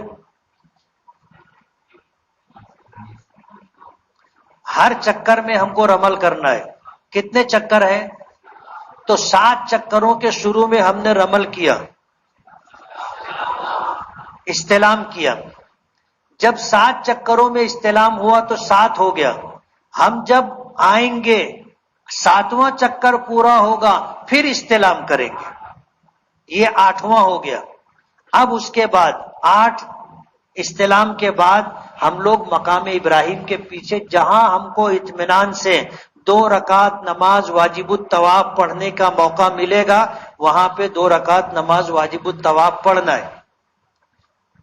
جو لوگ طواف کر رہے ہیں ان کے بیچ میں نہیں پڑھنا ہے، ورنہ آپ نماز نہیں پڑھ پاؤ گے، لوگ آپ کو رون دیں گے، کچل دیں گے، ڈھکیل کے کہیں سے کہیں پہنچا دیں گے۔ وجہ اس کی یہ ہے کہ جیسے پیچھے آدمی طواف کر رہا ہے تو اس کے پیچھے بھی لوگ ہیں نا، وہ آپ کو دیکھا آپ سجدے میں ہیں، اب وہ نہیں چاہتا آپ کے اوپر پیر رکھنا، لیکن پیچھے سے ریلا ہے، ظاہر بات ہے اس کو تو آگے جانا ہے تو وہ پھر تمہارے اوپر پیر رکھ کے جائے گا۔ اب ظاہر بات ہے کوئی اگر ترکی یا مصری اگر پیر رکھ دیا نا تو ہم لوگ بولیں گے چین، اتنے وزندار رہتے وہ لوگ، افریقی جو کالے لوگ ہوتے، اس لیے اپنی جان مصیبت میں نہیں ڈالنے کا۔ بعض لوگ سیانے بنتے، بولتے طے پڑھ میں کھڑے ہوں، اب وہ آدمی پڑھ رہا ہے ایسے کھڑا ہے، وہ جب ریلا آتا نا تو اس کو اور جو نماز پڑھ رہا ہے اس کو دونوں کو لے کر کے چلا جاتا۔ تو یہ نہیں کرنا، ہم کو شریعت نے اجازت دی ہے جہاں جگہ ملے ہم کو وہاں نماز پڑھنا ہے۔ مقام ابراہیم کی طرف جگہ نہیں ملے تو آپ پورے مسجد حرام میں کہیں بھی پڑھ سکتے ہو، تو اگر ادھر جگہ ملے ادھر جگہ ملے جہاں آپ 2 رکعت نماز واجب الطواف اطمینان سے پڑھ سکو، آپ وہاں پہ 2 رکعت واجب الطواف پڑھ لو۔ 2 رکعت پڑھ لینے کے بعد دعا کرو، یہ بھی دعا کی قبولیت کا وقت ہے، یعنی طواف کرتے ہوئے بھی جو دعا آپ مانگو گے قبول ہوگی، اور پھر واجب الطواف پڑھنے کے بعد جو دعا مانگو گے وہ دعا قبول ہوگی. دعا کر لو، اس کے بعد اب آپ کو صفا مروہ کی سعی کرنی. استباء ختم ہو جائے گا، طواف پورا ہوا، کاندھا ڈھانک لیں گے، یاد رہے گا، کاندھا ڈھانک لیں گے، 2 رکعت نماز واجب الطواف پڑھیں گے، دعا کریں گے، پھر حجر اسود کے سامنے آ کر کے استلام کریں گے. یہ 9واں استلام رہے گا، 9واں. اس کے بعد استلام کر کے آپ صفا پہاڑی پر جائیں گے. صفا جائیں گے اور وہاں جا کر کے آدمی نیت کرے گا کہ اللہ میں عمرے کے لیے صفا مروہ کے درمیان سعی کی نیت کرتا ہوں، 7 چکر کی، اسے تو میرے لیے آسان فرما دے اور قبول فرما لے.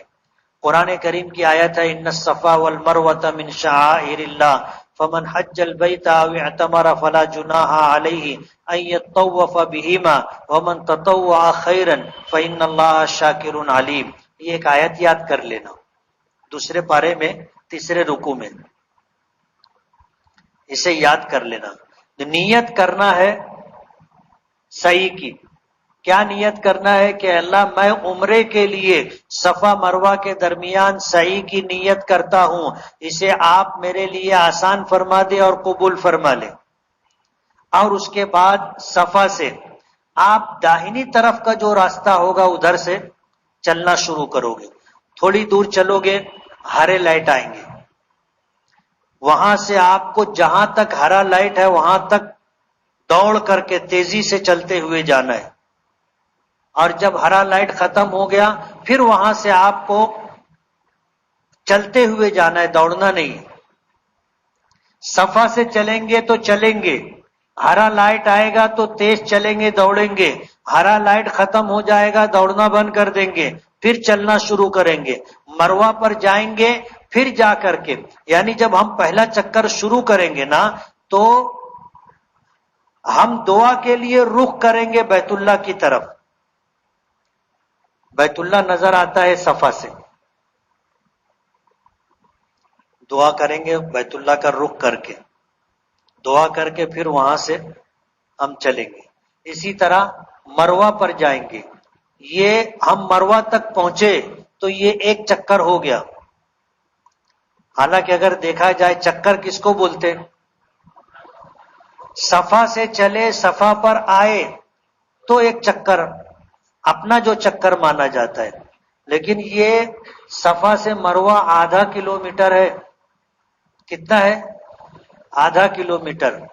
اب ظاہر بات ہے ایک چکر بولے تو 1 کلومیٹر اور 7 چکر بولے تو 7 کلومیٹر.